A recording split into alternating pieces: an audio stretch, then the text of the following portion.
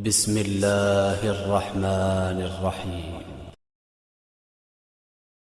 يا أيها النبي إنا أرسلناك شاهدا ومبشرا ونذيرا. نحمده ونستعينه ونستغفره ونعوذ بالله من شرور أنفسنا ومن سيئات أعمالنا، من يهده الله فلا مضل له ومن يضلل فلا هادي له، وأشهد أن لا إله إلا الله وحده لا شريك له، وأشهد أن محمدا عبده ورسوله.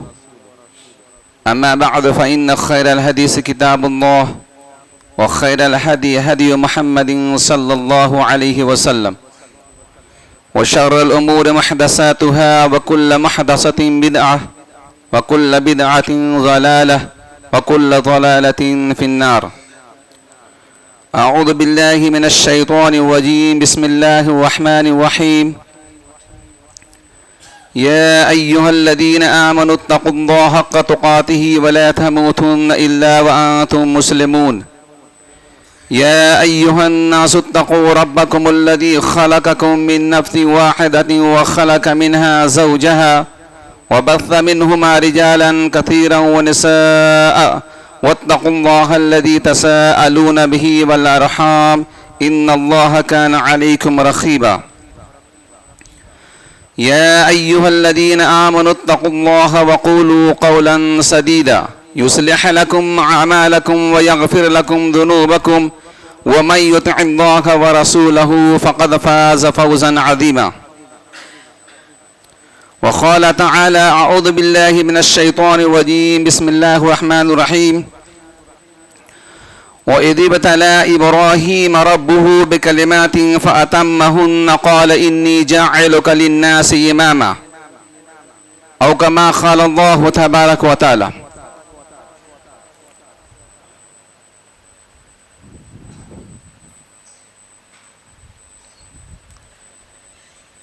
قابل صد احترام حاضرین جمعہ، معزز خواتین اسلام، نوجوان ساتھیوں، عزیز بچوں، سب تعریفیں اور ہر طرح کی بڑائیاں صرف اور صرف اللہ وحدہ لا شریک کے لیے ہیں، جو ایک ہے، اکیلا ہے، مالک الملک ہے اور رب دو جہاں اور حاجت روا مشکل کشا ہے، جس نے ہم انسانیت کی رشد و ہدایت کے لیے بے شمار انبیاء کرام کو دنیا میں مبعوث فرمایا، جس کی آخری کری ہمارے اور آپ کے نبی محترم محمد رسول اللہ صلی اللہ علیہ وسلم. بے شمار درود و سلام ہو اللہ رب العالمین کی طرف سے تمام رسولوں پر، تمام انبیاءوں پر، بالخصوص آخری نبی محمد عربی صلی اللہ علیہ وسلم پر. اللہم صلی علی محمد وعلی آل محمد کما صلیت علی ابراہیم وعلی آل ابراہیم انکا حمید مجید. اللہم بارک علی محمد وعلی آل محمد کما بارکت علی ابراہیم وعلی آل ابراہیم انکا حمید مجید. محترم حضرات، آج ذی الحجہ کی پہلی تاریخ ہے،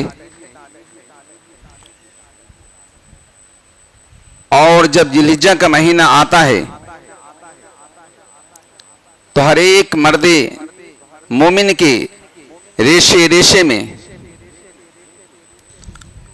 ابراہیم علیہ السلام کا جذبہ موجزن ہو جاتا ہے. تو آج میں آپ کے سامنے جو موضوع لے کر کے آیا ہوں وہ حضرت ابراہیم علیہ السلام کی آزمائش.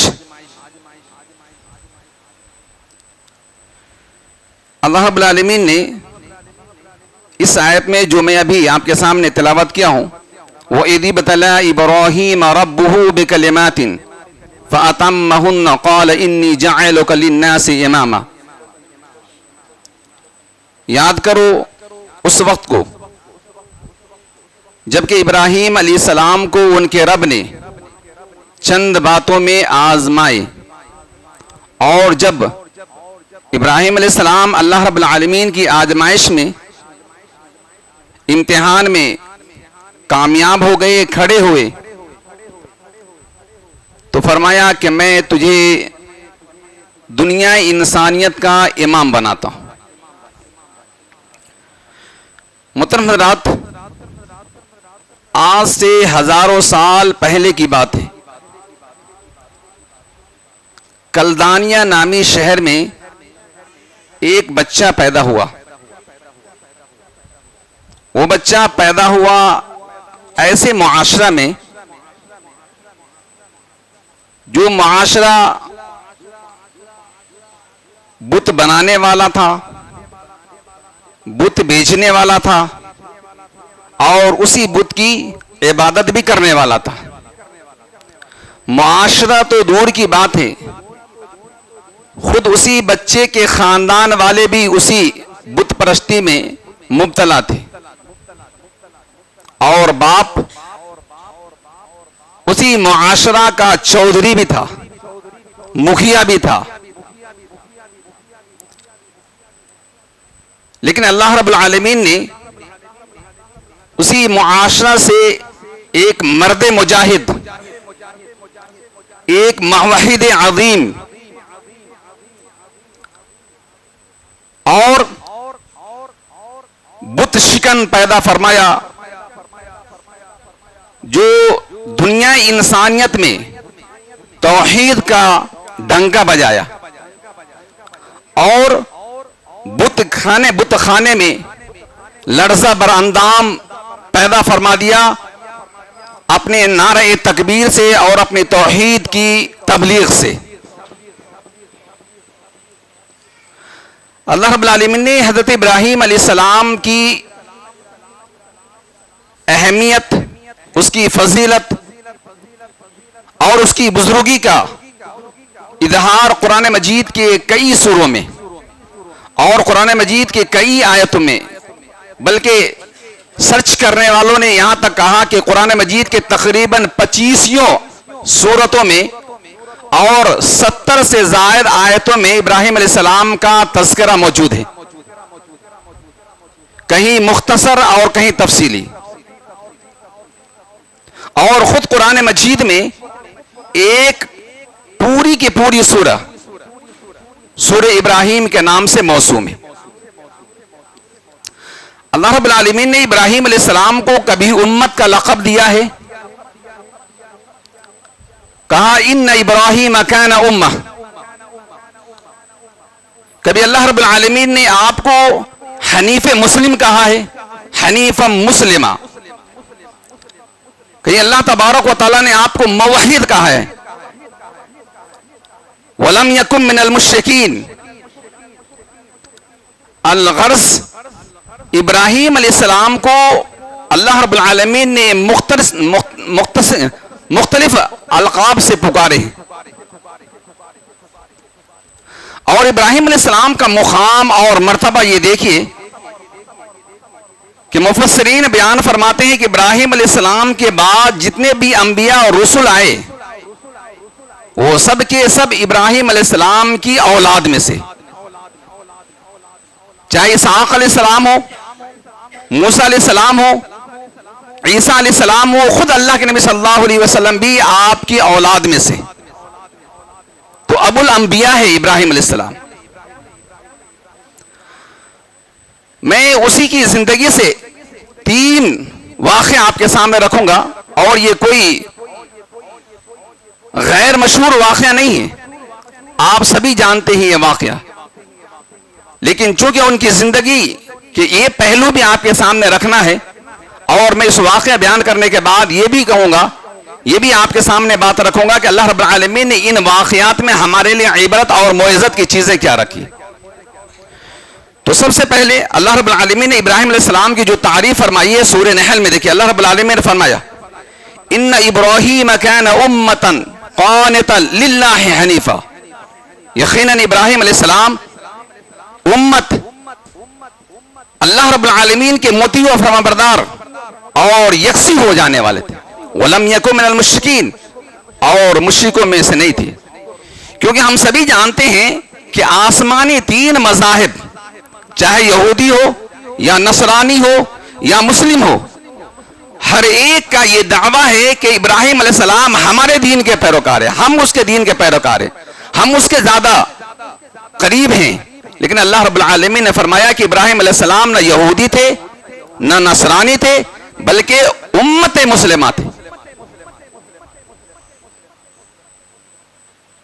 تو اللہ رب العالمین نے سورہ نحل میں آگے والے آیت میں فرمایا ہے شاکرا لانعمہ، اللہ رب العالمین جو ان کے اوپر انعامات کیے تھے وہ اللہ رب العالمین کے انعامات کو پا کر کے شکر بجا لانے والے تھے. ان کی زندگی کا میں پہلا واقعہ آپ کے سامنے یہ رکھ رہا ہوں. آپ بخوبی جانتے ہیں کہ بڑی مدت کے بعد، بڑی آرزو کے بعد، تمناؤں کے بعد، دعاؤں کے بعد اللہ رب العالمین نے ابراہیم علیہ السلام کو ایک اولاد عطا فرمائی. اب جب اولاد پیدا ہوئی تو یہ حکم ہوتا ہے، چاہے بی بی کی طرف سے کہہ لیں یا اللہ رب العالمین کا حکم کہہ لیں، یہ حکم ہوتا ہے کہ آپ اپنے شیر خوار بچے یعنی اسماعیل کو اور اس کی ماں حاجرہ علیہ السلام کو یہاں سے کہیں دور دراز رکھ کر کے آ جاؤ. ابراہیم علیہ السلام اپنے بیوی کے بات مانتے ہوئے اپنی دوسری بیوی حاجرہ علیہ السلام کو اور شیر خوار بچے اسماعیل کو لے کر کے وہاں چھوڑ آئے، جس کے بارے میں قرآن مجید فرماتا ہے بِوَادٍ غَيْرِ ذِي ذَرْعٍ، وہاں نہ کھانے کے لیے کوئی دانہ تھا نہ پینے کا کوئی پانی کا قطرہ، نہ انسان تھے نہ آدم تھے نہ آدم ذات. ایسے علاقہ میں، ایسی جگہ پر ابراہیم علیہ السلام نے اپنے معصوم بچے اسماعیل علیہ السلام اور ان کی ماں حاجرہ علیہ السلام کو چھوڑائے. اب آپ سوچئے کہ آپ کے پاس اولاد نہیں ہے، بڑی آرزو کے بعد آپ کو اولاد جیسی نعمت سے اللہ رب العالمین نے نوازا ہے. اب اس اولاد سے دوری اختیار کرنے کا حکم ہو رہا ہے. ہر والدین کے لیے یہ ناگزیر ہے، اپنی اولاد سے، اپنی بیوی سے دوری اختیار کرنا اور ان کو اس جگہ پر چھوڑ دینا جہاں پر کوئی آدمی نہیں، نہ آدم ذات، نہ کھانے کے کوئی سامان، ایسی جگہ چھوڑ آئے. لیکن اس میں بھی اللہ رب العالمین کی حکمت تھی. تو اللہ رب العالمین نے ابراہیم علیہ السلام کی جو تعریف فرمائی ہے قانتا للہ حنیفا، کہ اللہ رب العالمین کے لیے وہ مطیع فرمانبردار تھے. تو یہ اللہ رب العالمین کی اطاعت اور اللہ رب العالمین کے لیے سرنگو ہونے اور اللہ رب العالمین کی بات ماننے کی پہلی دلیل ہے کہ ابراہیم علیہ السلام کو بڑی مدت کے بعد اولاد پیدا ہوئی اور اس اولاد کو دور دراز علاقہ میں اپنے سے دور چھوڑ آنے کا حکم دیا گیا. دوسری آزمائش بھی یہی ہے اولاد سے متعلق. جب یہ اولاد اسماعیل علیہ السلام سن شعور کو پہنچے، فلما بلغ معہ،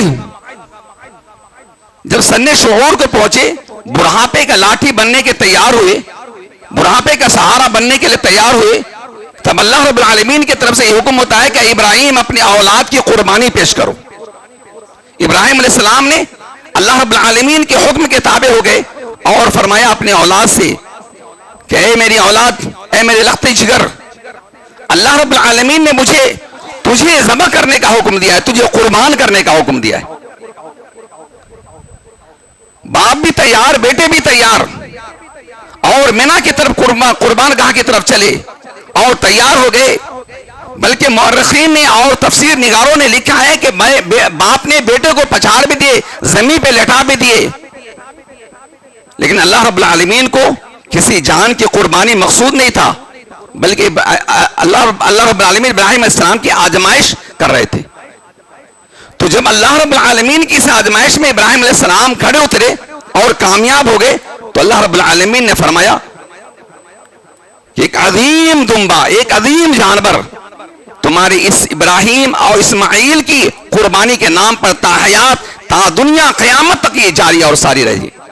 تو اسی کے سنت ہم آج زندہ کرتے ہوئے قربانی دیتے ہیں. تیسری آزمائش باپ سے، امی اور قبیلے والوں سے، یہاں تک کہ وقت کے بادشاہ نمرود سے توحید کی تبلیغ کرتے ہوئے ٹکرا جاتے ہیں. باپ مارنے کی دھمکی دیتے ہیں، جائیداد سے بے دخل کرنے کی دھمکی دیتے ہیں. بادشاہ کے پاس بات پہنچی کہ ہمارے بتوں کو انہوں نے توڑ پھوڑ دیا ہے. بادشاہ نے کہا چلو پکڑ کے لاؤ. بادشاہ کے پاس پہنچے اور بادشاہ نے ابراہیم علیہ السلام کے لیے سزا منتخب کیا. کہا کہ اس کے لیے آگ جلاؤ، اور وہ آگ ہماری آگ کی طرح نہیں، آسمان کی پیشانی کو چومنے والی آگ، شعلہ مارنے والی آگ. اور ابراہیم علیہ السلام کو اس آگ میں جھونک دیے گئے. بے خطر کود پڑے آتش نمرود نے عشق، عقل ہے محو تماشائے لبے بام ابھی. تو اللہ رب العالمین کی اس آزمائش میں بھی ابراہیم علیہ السلام کھڑے اترے، کامیاب ہو گئے. ابراہیم علیہ السلام کی زندگی پوری کی پوری زندگی آزمائش ہے، اور ہر آزمائش کے پیچھے ایک حکمت ہے اللہ رب العالمین کی، معزت ہے اللہ رب العالمین کی طرف سے ہم لوگوں کے لیے، دنیا انسانیت کے لیے. الغرض یہ تین آزمائش میں اختصار کے ساتھ آپ کے سامنے رکھا ہوں. اب آئیے اس کے نتیجے کی طرف کہ اللہ رب العالمین کو ابراہیم علیہ السلام کی آزمائش سے کیا مقصد تھا. اللہ رب العالمین جب انبیاء کرام کی یہ اس طرح کی آزمائش کرتے ہیں، انبیاء کرام کو یہ آفاق و انفس کے یہ نشانیاں بتلاتے ہیں، یہ ملکوت السماوات والارض کی نشانیاں جب بتلاتے ہیں، تو اس کے علم میں اور بھی پختگی آ جاتے ہیں، اس کے علم میں اور بھی پختگی آ جاتی ہے. چنانچہ اللہ کے نبی صلی اللہ علیہ وسلم کو جب معراج ہوا تھا، اس معراج کے باب میں اور اس معراج کی بحث میں اللہ رب العالمین نے فرمایا سبحان الذی اسری بعبدہ لیلا من المسجد الحرام الی المسجد الاقصی الذی بارکنا حولہ لنوریہ من آیاتنا. نبی کریم صلی اللہ علیہ وسلم کو بھی یہ آفاق و انفس کی نشانیاں بتلائے گئے. جب انبیاء کرام کو یہ آفاق و انفس اور ملکوت السماوات والارض کی نشانیاں میں جب اللہ رب العالمین اپنے قدرت کی نشانیاں جب دکھلاتے ہیں، تو اس کے علم میں اور بھی پختگی آ جاتی ہے. اس کے علم یقین بن جاتا ہے، اور جب علم یقین ہو جاتا ہے تو دنیا کے سارے تھپیڑے، دنیا کے ساری مشکلات، دنیا کے سارے مصائب بالکل ہیچ ہو جاتے ہیں، بلکہ مچھر کے پر کی بھی حیثیت نہیں رکھتی وہ مشکلات. اس لیے یہ حصہ انبیاء کرام کے حصے میں آیا. یہ تکالیف، یہ صعوبتیں، یہ مصیبتیں، یہ دکھ درد صرف انبیاء کرام کے حصے میں آئے. ہم اور آپ اس کو برداشت نہیں کر سکتے. ابراہیم علیہ السلام نمرود کی آگ میں کود گئے. ابراہیم علیہ السلام اپنے لختی جگر، نور نظر، بڑھاپے کے سہارا، بڑھاپے کے لاٹھی کے اوپر اپنی قربانی پیش کرنے کے لیے تیار ہو گئے. ابراہیم علیہ السلام اپنی بیوی اور شیر خوار بچے کو جدا کرنے کے لیے تیار ہو گئے. اپنے ہاتھ کو سینے پر رکھ کر کے تھوڑی دیر کے لیے آپ سوچئے، اپنا معائنہ کیجئے، اپنا دل کا محاسبہ کیجئے کہ اگر ہماری زندگی میں ایسی قربانی دینے کی بات آئے تو کیا ہم اس کے لیے تیار ہوں گے یا نہیں ہوں گے؟ نہیں ہو سکتے. ہم نہیں ہو سکتے. آج اللہ رب العالمین نے مالدار بنائے ہیں، صاحب ثروت، صاحب مال بنایا ہے، تو ہم قیمتی سے قیمتی جانور قربان کر دیتے ہیں. اگر خدا نخواستہ اس جانور کا گوشت آپ کو کھانے کی ممانعت ہوئی شریعت کی طرف سے، تو میں سمجھتا ہوں آج جس جذبے کے ساتھ ہم قربانی دے رہے ہیں، کھانے کی طرف بھی ہے، قربانی دکھانے کی چیز بھی ہے. آج ہم نے ثابت کر دیا اگر خدا نخواستہ پورے کے پورے غریب غربا کو دے دو، یہ حکم ہوتا شریعت میں، تو ہم اتنے جذبے کے ساتھ قربانی نہیں کر رہے ہوتے. قربانی کا مقصد یہ نہیں ہے صرف آپ کہ ایک تازہ اور فربا جانور کو ذبح کرنا، شریعت آپ کے اندر یہ جذبہ پیدا نہیں کرنا چاہتا ہے. شریعت آپ کے اندر یہ جذبہ پیدا کرنا چاہتا ہے کہ اللہ رب العالمین کے آپ سراپا مطیع اور فرمانبردار بن جائیں. انی وجہت وجہی للذی فطر السماوات والارض ان صلاتی و نسکی و محیایا و مماتی للہ رب العالمین. یہ آپ اعلان کر دیجئے، چہار جانب میں اعلان کر دیجئے کہ میرا ارادہ وہی ہے، میرا جذبہ وہی ہے، دل کی کیفیت میری یہی ہے. اللہ رب العالمین کے لیے میری زندگی سب کے سب قربانی نچھاور ہے. تب میں جانوں کہ آپ کے دلوں میں صحیح معنوں میں ایثار اور قربانی کا جذبہ ہے. لیکن آج شہرت، ناموری، دکھاوا، نام حاصل کرنا اگر یہ مقصود نہیں ہے انسانوں کے پاس، قربانی دینے والوں کے پاس، تو پھر کیا اور کیا ہے؟ اس لیے میرے بھائیو اپنے دل کو ٹٹولیے، اپنے جذبہ کو دیکھیے، اپنے حوصلوں کو، اپنے امنگوں کو دیکھیے کہ ہمارے دلوں میں کون سا جذبہ ہے. کہ اللہ رب العالمین کے لیے ہم اپنے جانور، اپنے مال کو خرچ کرتے ہیں، انفاق کرتے ہیں اللہ رب العالمین کے لیے. اگر خدا نہ خواستہ یہ جانور دینے کی باری ہے آج، اگر جانور کی قیمت کسی غریب کو اس وقت آپ کو ضرورت ہو جائے تو کیا آپ کا دل گوارا ہوتا ہے کہ میں اپنے جانور کی قیمت اس غریب کو دے کر کے اس کا سہارا بن رہے ہیں؟ آپ کے پاس یہ جذبہ؟ اگر آپ کے دلوں میں یہ جذبہ ہے کہ جانور کی قیمت اگر مسجد کے لیے لگائی جا رہی ہے، مسجد کو ضرورت ہے تو ہم مسجد کے لیے دے رہے ہیں، اگر یہ جذبہ آپ کے دلوں میں ہے، اللہ کے لیے مسجد بنائی جا رہی ہے، اگر آپ کے لیے یہ جذبہ ہے تو آپ صحیح معنوں میں قربانی دے رہے ہیں. لیکن ہمارے پاس یہ جذبہ نہیں ہے الا ماشاء اللہ. تو میرے کہا انبیاء کرام کو اللہ رب العالمین یہ آفاق و انفس میں یہ نشانیاں بتلاتا ہے، یہ دکھلاتا ہے اور یہ سند عطا فرماتا ہے کہ اس کے ایمان میں اور بھی پختگی پیدا ہو جاتی ہے. اور جب اس کے ایمان میں یہ پختگی پیدا ہو جاتی ہے تو نمرود کی آگ کیا، بیٹے کی قربانی کیا، بیوی اور بیٹے سے جدائی کیا، ہر چیز اللہ رب العالمین کے لیے وقف کر دیتا ہے، یہاں تک کہ اپنی جان، مال، سب کچھ اللہ رب العالمین کے لیے نچھاور کر دیتا ہے.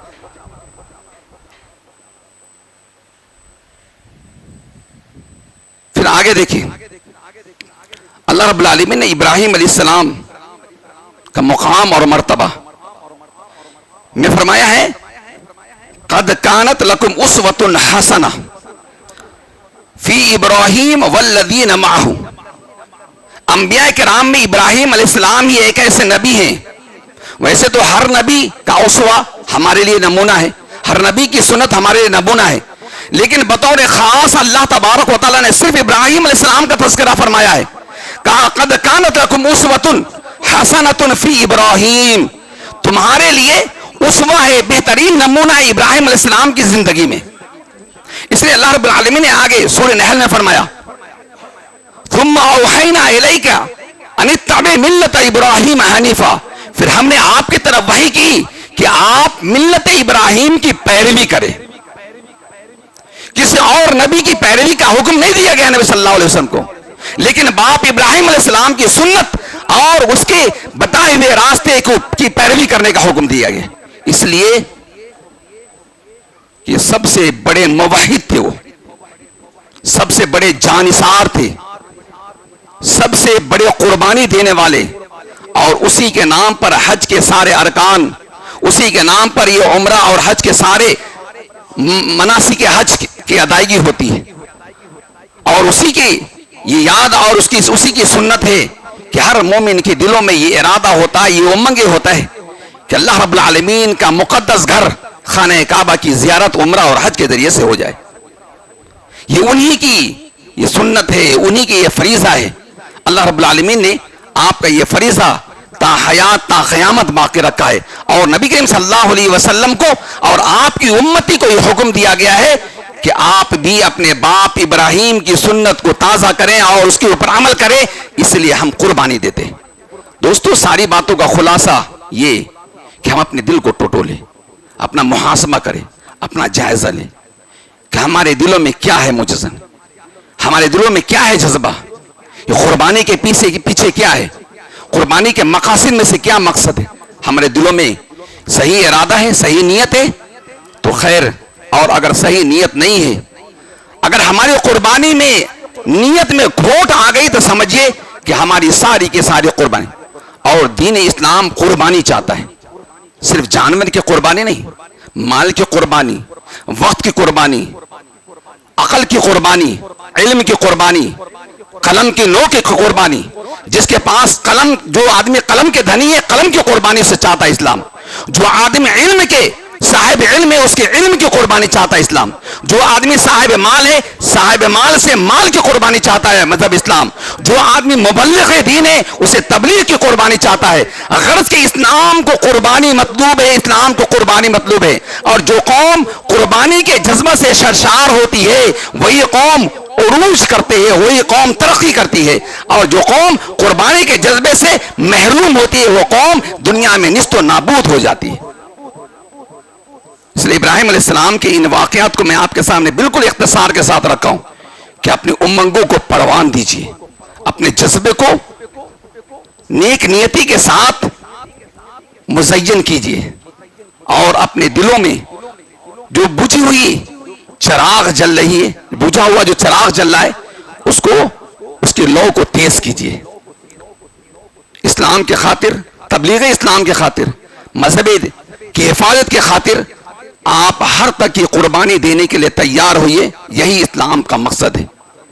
مالداروں سے صرف مال وصول کر لینا اسلام کا مقصد نہیں ہے. قربانی دینا, جانور کو قربانی دینا مقصد نہیں ہے. جو آدمی غریب ہے, جو آدمی پیسے والا ہے, وہ تو قربانی دے دیں گے. جو غریب ہے اس سے بھی قربانی مقصود ہے, اس سے بھی قربانی مقصود ہے کہ آپ وقت کی قربانی دیجیے. دین اسلام کی تبلیغ کرنے کے لیے نکلیے, دین اسلام کی اشاعت کرنے کے لیے. آپ کے پاس کتنا وقت ہے؟ مالدار اپنے مال اور دولت سے قربانی تو دے دیتے ہیں, لیکن تبلیغ دین کے لیے آپ کے پاس وقت ہے یہ قربانی دینے کے لیے؟ اپنے دل کو ٹٹولیے. آپ کے پاس ہے وقت, آپ سے قربانی ہے وقت کی قربانی. آپ کے پاس ہے وقت قربانی دینے کے لیے, وقت کی قربانی پیش کرنے کے لیے. دین اسلام کی خاطر ہے وقت نہیں. آپ مال کے اعتبار سے بہت سارے چندے دے ہوں گے, مال خرچ کر دیتے ہیں, قربانی پہ قربانی دیتے ہیں, فربا سے فربا اور قیمتی جانور قربان کر دیتے ہیں, لیکن آپ سے وقت مطلوب ہے دین اسلام کی اشاعت کے لیے, دین اسلام کی تبلیغ کے لیے. کیا ہے آپ کے پاس وقت؟ ایک وقت آپ کام چھوڑ سکتے ہیں, ایک وقت آفس جانا بند کر سکتے ہیں, دین اسلام کی تبلیغ کے لیے آپ نکل سکتے ہیں. اگر یہ جذبہ ہے آپ کے پاس تو سمجھیے آپ کی جان کی قربانی اور مال کی قربانی یہ مفقود ہے اسلام کو. اور اگر نہیں ہے آپ کے پاس وقت اسلام کی خاطر, دین اسلام کی خاطر, تو آپ کی قربانی کو اللہ رب العالمین قبول نہیں فرمانے والے. لن ینال اللہ لحومها ولا دماؤها ولکن ینالہ التقوی منکم. اللہ رب العالمین سے دعا فرمائیے کہ اللہ تبارک و تعالی ہمارے دلوں میں وہ امنگ پیدا فرما دے, وہ جذبہ پیدا فرما دے جو دین اسلام کے لیے ہر طرح کی خدمات پیش کرنے کی ہمیں وہ جذبہ ہو, ہمیں وہ قربانی دینے کی توفیق ہو, ہمیں وقت کی قربانی دینے, مال کی قربانی دینے, اور اے اللہ دین اسلام کی حفاظت کے لیے ہر طرح کی قربانی دینے کا اے اللہ ہمارے دلوں میں جذبہ اور امنگ پیدا فرما دے. نیک نیتی کے ساتھ اے اللہ تو دین اسلام کی خدمات کرنے کی توفیق عطا فرما. یا اللہ نیک نیتی کے ساتھ ہر طرح کی قربانی دینے کی توفیق عطا فرما, چاہے مال کی قربانی ہو, جان کی قربانی ہو, عقل کی قربانی ہو, علم و ہنر کی قربانی ہو, یا وقت کی قربانی ہو. یا اللہ نیک نیتی کے ساتھ صدق دل سے یا اللہ یہ قربانی دینے کی توفیق عطا فرما. آمین. وآخر دعوانا ان الحمد للہ.